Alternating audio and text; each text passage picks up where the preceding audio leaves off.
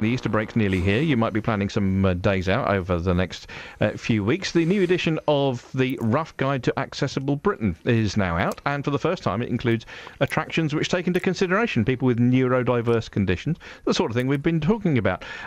Chris Packham, TV presenter and naturalist, is with us, as is Jane Carver from Access for All UK. Chris, Jane, thank you both very much for being with us this pleasure. morning. Good morning. How well does Shropshire, how well does the West Midlands do for accessible attractions? Quite a few, actually, looking through the guide here. So you've got the OAF Museum at Cosford in Shropshire, which has got an English electric lightning hanging from the ceiling. Now, that's worth a day out, I've got to tell you, and the Cold War exhibit is excellent there.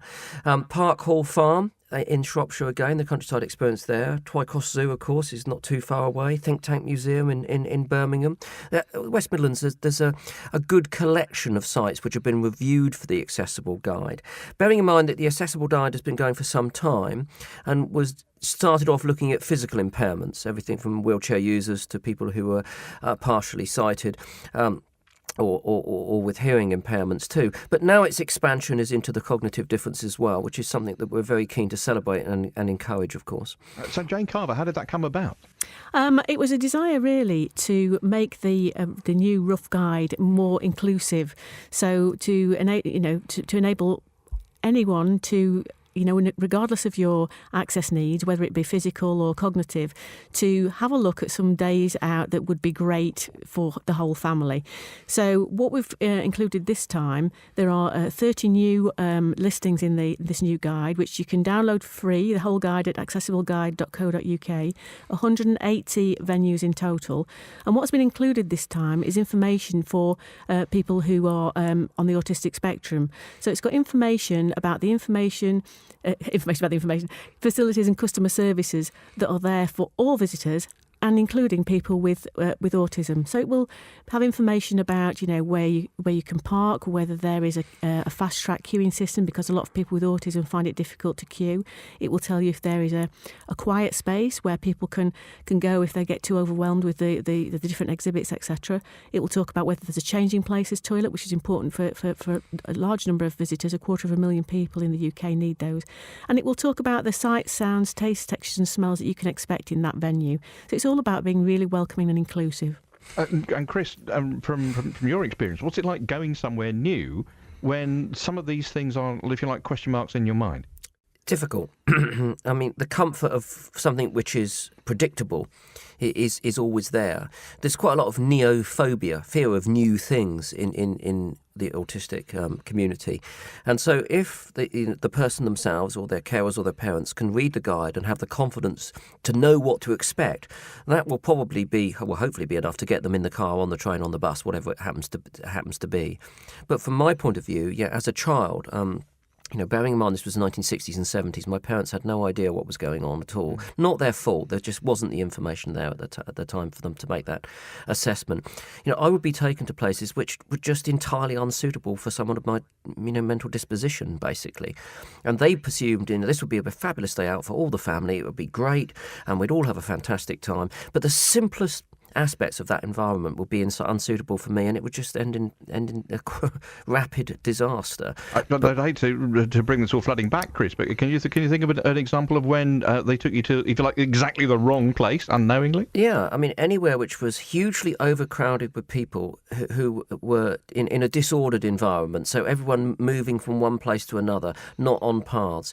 Queuing is something I can't queue, and it's not because I think I'm so special I don't have to queue. It's not because I'm any more impatient than anyone else.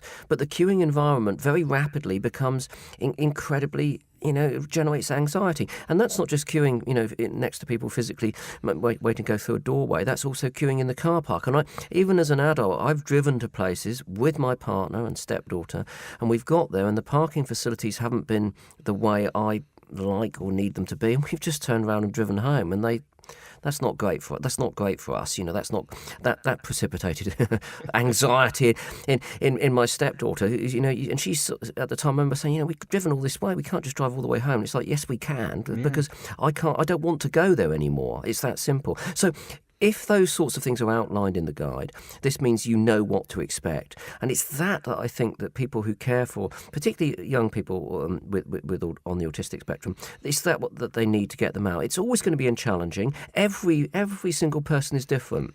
So what I might cope with very easily could be challenging to someone else. But this is a broad guide. And do you know one of the most heartening things? It's not necessarily the descriptions of the physical environment. It's the comments which are included about the staff and the people who work there and how accommodating they can be for people with these neurodiverse conditions. And Jane, how did you go about getting that?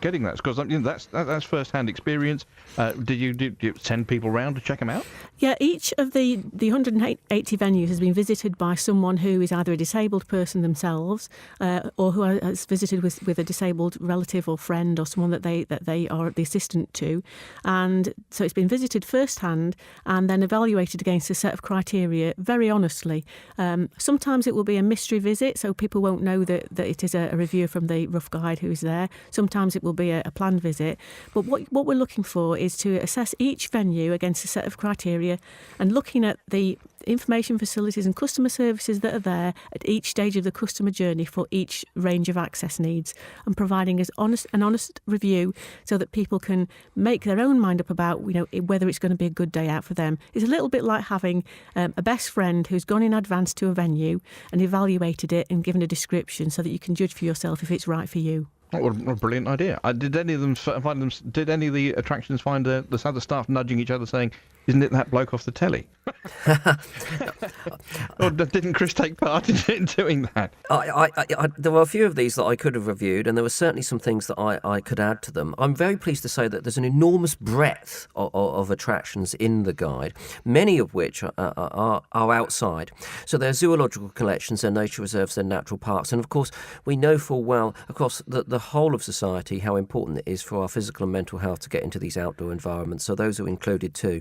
And there's some great reviews for some of the new wildlife attractions, as it were. And what's, again, really heartening is that I was working with someone last week and they were describing they were putting together a new attraction. And from the outset, it wasn't just the people with physical impairments, it was those with cognitive differences that were being included in the planning and development of this outdoor attraction. So it's on the map, it's in people's minds, and significant progress is being made. It's very important, of course, that we feed back. So if visits are made with people on the spectrum, or their friends or their carers, if they politely communicate to the people who are running it, then that's how things get better. We've got to feed back.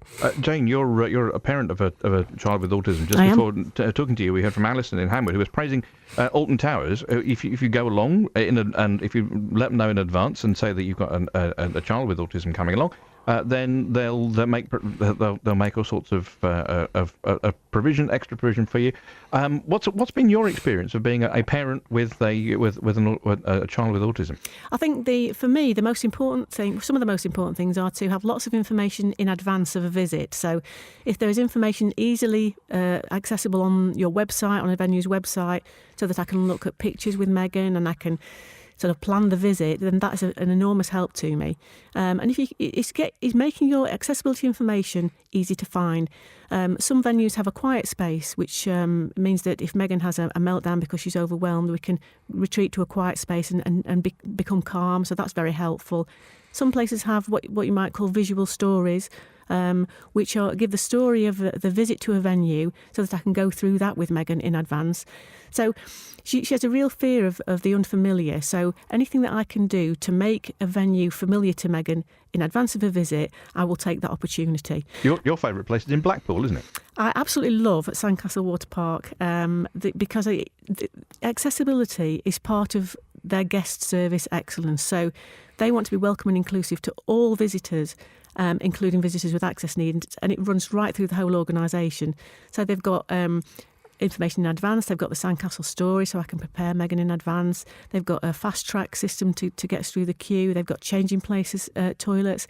They've got a special band system so that you wear a special, I think it's a black band, so that that alerts the lifeguards to know that you might need help and help quickly. They've got a quiet room that they've just built. So they've really gone above and beyond to make it a very welcoming environment. And I would really recommend anyone who's thinking of having a day out and it's going to be not so good this weekend, if you can get to Sandcastle Water Park, give it a go. Okay. And Chris Packham, just finally, this is World Autism Awareness Week. We're doing a lot about it on the show this week. What one thing would you want to get across to people for whom this is their kind of the first exposure to autism and people with autism? Well, firstly, it's brilliant that you're doing what you're doing this week and responding to the initiatives that are there. That's part and parcel of what we're trying to achieve. We're trying to promote discussion and therefore better understanding of autism in a wider society.